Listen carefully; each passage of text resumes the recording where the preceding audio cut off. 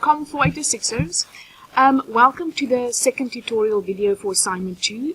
Today's tutorial is about the content of assignment 2. I know you guys have been reading and working because I've been getting some questions from your side. So I hope today's tutorial will give you even more direction while you analyze and evaluate the articles for assignment 2. Now, besides the evaluations and the analyses of these 4 articles, that is the heart of assignment 2, you also have to answer a concluding question for 10 marks at the end of assignment 2. Don't forget about that, but we are not covering it today, as that is more a personalized answer. We will talk mainly about the 4 articles and the format and requirements for the analyses and evaluation. For assignment 2, of course, you are asked to analyze 4 academic articles and also to evaluate these 4 articles based on 3 questions. For the analysis and evaluation, I thought it best to talk you through them by referring to 2 things. The one is a template document, which I uploaded on my UNISA, and the other one is an example of an analysis that I did of another article. And together, I'm sure these 2 things will greatly help you. Now, the template document first, it's called Assignment 2 Table Template. And you can find this under your additional resources for Assignment 2 on my UNISA. It's a Word document, so you can copy the table if you want to into your own assignment, because the one in the tutorial, the 101, of course, is in a PDF. So the Word document just makes it easier to copy the outline of the table if that is what you want to do. Now, let's look at the screen for this Word document template, but if you find it easier to look at the real one, you can open that from my UNISA. You will see that I made a heading to show this to you. In your assignment, you still have to follow the usual requirements. You have to have your cover page, your declaration, your table of contents, your introduction for the assignment, a conclusion at the end of your assignment. You have to have headings and subheadings for the entire assignment. Nothing has changed. The fact that you are using a table doesn't change any of the assignment requirements. So you will have to have a heading for each analysis and evaluation, like the one I have on the screen. Yours doesn't have to look exactly like this, but this is just to show you that the old structure, the requirement structure for assignments, it's still relevant for this assignment, even though we are making use of table format analyses. So there's the main heading, Analysis of Article 1, Duffet, Van Heerden and Bell, and then a little introductory sentence. You can even have a small paragraph there if you want to. Then, just like in Tutorial 101, we have the table format. If you follow the requirements, those you will find in Tutorial 301, you will know that you can't have a table if that table is not labeled correctly. So you have to have a label for the table. That is the little bolded heading you will see there, Table 1, Summary of Analysis and Narrative Evaluation. That is a requirement for our assignments. The table should be labeled and numbered as in my example. Alright, then you have the table. You will see that there is in the left-hand column, there's the little headings that also from your 101, the research problem, paradigm, methodological approach, data collection and analysis techniques. And then on the right-hand column, the right-hand column is where your text, your analysis will be. In the template, however, I wrote the requirements for each of those sections, as well as a few notes to give you more information on what you can put in there and some things you might want to remember. So for the research problem, you must summarize the problem, the sub-problems, or the research questions, the sub-questions, sub-issues, and objectives, whichever of those are used in the article. You may use direct quotations here and there, but you should mostly use your own words to summarize. You must refer to the article itself as well as to methodological literature that is in your module reading, in your discussion. You must still reference as normal with page numbers. Direct quotations must be identified as and indicated as direct quotations, and everything as per usual. You are writing a paragraph inside of a table format. Nothing has changed about the requirements of academic writing itself. This is true for all the articles and for all the aspects, so I'm not going to say that every time. For the evaluations too. Then the next one is the paradigm. For the paradigm section, you must identify the paradigmatic position of the researcher, and you must refer to the article itself as well as to your methodological literature to discuss this position. What gave you this idea? Do they explicate it? Is it implied? And how is it implied in the text? The same for the methodological approach. Identify the methodological approach. This is now qualitative, quantitative, mixed methods, and so on, and the research methods used. You can also indicate the research design. You must refer to both the article and your methodological literature on design, approach, methods, and so on in your discussion. Remember that some articles might not have a specific population or sampling or a method as you might expect it. Be aware that some articles are conceptual works and that they don't really make use of empirical data. In these articles, the conceptualizations can be seen as the methodological approach. So use your reserved and recommended reading to find out what conceptual or non-empirical research entails, to fill out these sections of methodological approach and data collection and analysis. I know that in Mouton chapter 10, he makes some good summaries, like also in tables, for empirical as well as non-empirical research. So you can start your search there. Then for the section on data collection and analysis, you have to provide more methodological details. What are the specific techniques used for every research method that you identified in the article? Discuss the specifics of data collection, measurement, data analysis, and sampling by referring to the article as well as to your module reading on the methodological aspects you are covering.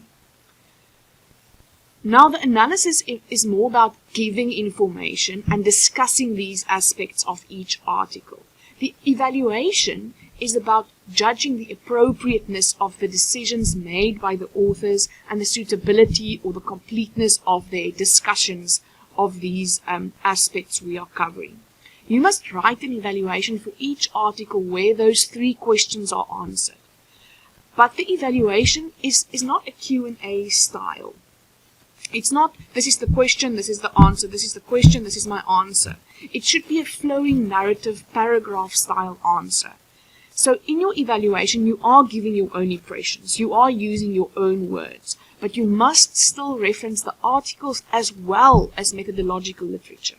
Your own interpretation doesn't mean that your interpretation came from thin air. You interpret the content of the articles based on your understanding about the paradigms and methodological approaches and methods that you found in the methodological reading and literature for this module. So you must still reference it. Now you will see the template. I also made notes to this end in this table, but to clarify even further what your analyses and evaluations could look like, I analyzed an article myself as an example to you guys. Let's look at that next.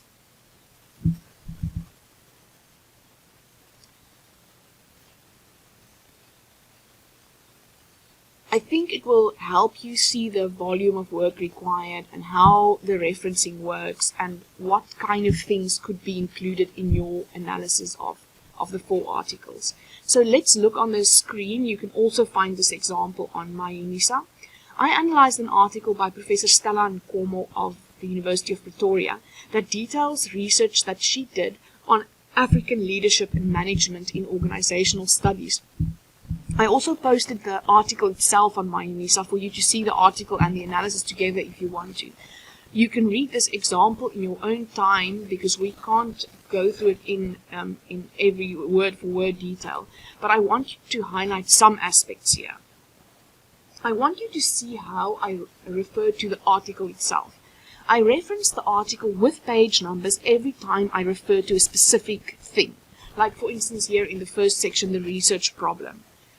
However, in the second section, let's scroll down to it, you will see that I refer only to Nkomo 2011. This is me referring to the article on the whole.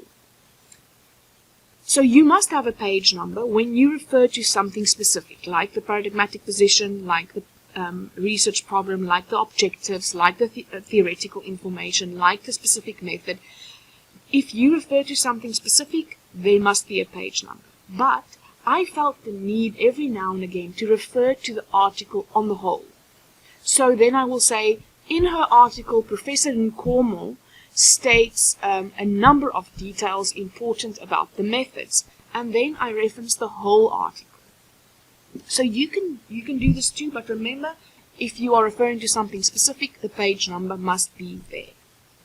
Then I also want you to see how I refer to the recommended and reserved reading, the methodological literature I referred to earlier. Let's look at the research problem part again. I summarize her research problem and then I follow it by saying something from the methodological literature. In this case, I refer to Deploy 2009 because Deploy spells out how you should construct a research problem statement.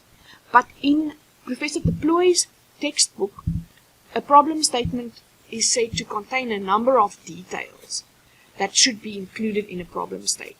Now, Professor Nkomo doesn't have those details. She has a clear problem statement, but she doesn't spell out the details as Deploy suggests. So I comment on that based on the literature.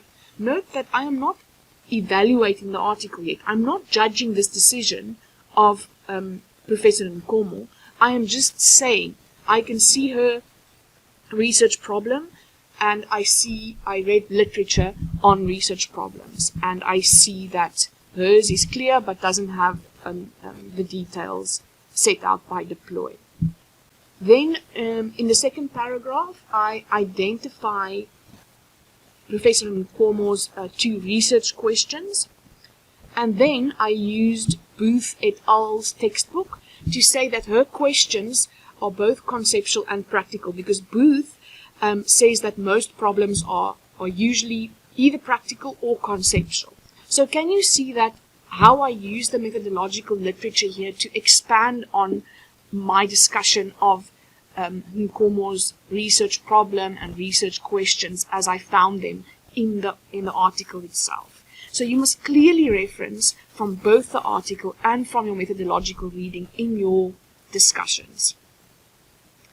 Now I want to scroll down to the narrative evaluation.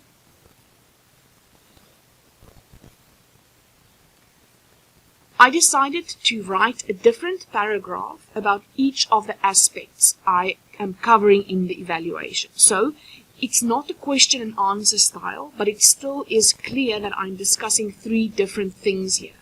So I introduce my evaluation with a sentence or two. Then the second paragraph is about the appropriateness of the methodological approach for the paradigmatic position, as the first question of your narrative evaluation should cover. In this paragraph, I reference Nkomo, but I also reference sources that I read that told me about which methodological approaches are suitable for decolonial, post-colonial, or indigenous research. I did not think it up for myself that post-colonial research is generally qualitative. I didn't think up that transformative aspects and critical approaches could be suitable for post-colonial work. I found these ideas in my methodological literature I used in Assignment 1, or I should have used in Assignment 1. But I must still reference those sources, because that is where my ideas came from. So I want you to read my example in detail. It's not a perfect example. It's not an evaluation that I want to put in a frame as the ultimate evaluation of Nkomo's article, but I want you to read it and to see what kind of things I have in here and how do I go about referencing both the article and the methodological literature of our module. It seems that some of you think, for instance, that using your own words or making your own interpretation then makes it possible for you to not reference at all. That can't be further from the truth. You must almost always interpret and use your own words, but you got your ideas from somewhere, and those ideas, they didn't come out of thin air, and you are recognizing the sources of those ideas when you reference. So there's no difference between the narrative evaluation and the analysis or the essays of the first assignment. You must reference the sources of your information. Then lastly, I want you to see the volume of the text. For each article, you have to analyze for 10 marks and evaluate for 10 marks. Let's look at a more complete picture. You must analyze for 10 marks and evaluate for 10 marks. So you must ensure that you make at least 10 arguments or 10 points in your analysis, and then also in your evaluation. Make sure that you have enough detail to get there. Just writing a direct quotation of the research problem statement from an article it might get you 1 mark, but you will need 2 or 3 marks for each of those analysis subsections to get to 10 marks for your total analysis. And you have to also support that identification with literature on research problems. You must identify or prove that you have searched for more details, like the research questions, the objectives, and so on.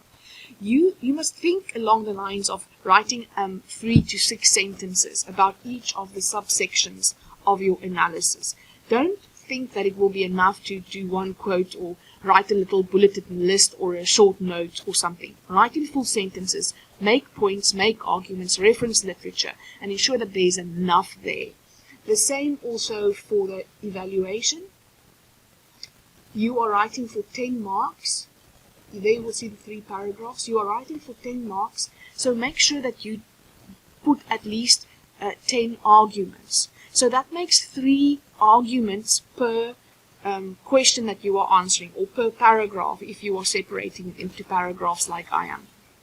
Make sure you have enough volume there. Write full sentences, make your points, cite the sources of your information to motivate those arguments, and provide a full and detailed answer for those 10 marks. Okay, so I think that's it from me. As I said, the article of Nkomo, my example analysis of Nkomo, as well as the template document that you can maybe use to copy the table format from. They are all already on my UNISA, so download them from there, and I will speak to you guys again next week about some of the questions I've been receiving on this assignment, and to talk a bit more about the smaller technical details and so on for assignment 2. Alright, enjoy your work. Goodbye.